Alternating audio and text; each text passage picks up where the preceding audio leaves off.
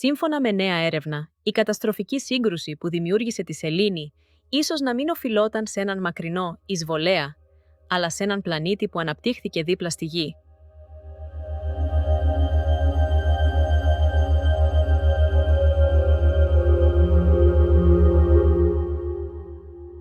Πριν από περίπου 4,5 δισεκατομμύρια χρόνια, ένας κόσμος στο μέγεθος του Άρη χτύπησε τη νεαρή Γη με τεράστια δύναμη, λιώνοντας μεγάλα τμήματα του μανδύα της και εκτοξεύοντας ένα δίσκο αποπυρωμένα θραύσματα στο διάστημα. Από αυτά τα υπολείμματα σχηματίστηκε τελικά η σημερινή σελήνη.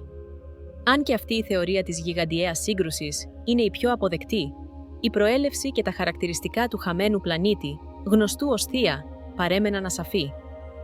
Ωστόσο, η νέα ανάλυση δειγμάτων της σελήνης από τις αποστολές Απόλλω, καθώς και γήινων πετρωμάτων και μετεωριτών, υποστηρίζει ότι η Θεία ήταν ένας βραχώδης πλανήτης της εσωτερικής περιοχής του ηλιακού συστήματος, πιθανόν ακόμη πιο κοντά στον ήλιο από τη Γη.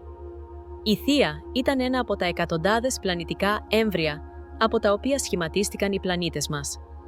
Ωστόσο, τα σεληνιακά δείγματα από τις αποστολές Απόλλω έχουν αποκαλύψει ότι η Γη και η σελήνη είναι σχεδόν χημικά όμοιες, κάτι που δυσκολεύει ιδιαίτερα τον εντοπισμό της προέλευσης της Θείας.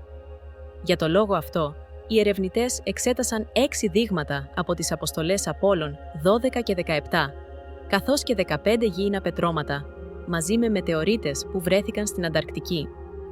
Σε εκατοντάδες μοντέλα, μόνο ένα σενάριο κατάφερε να αναπαράγει με επιτυχία τη χημεία της Γης και της σελήνης. Αυτό στο οποίο η Θεία σχηματίστηκε στην εσωτερική ζώνη του ηλιακού συστήματος.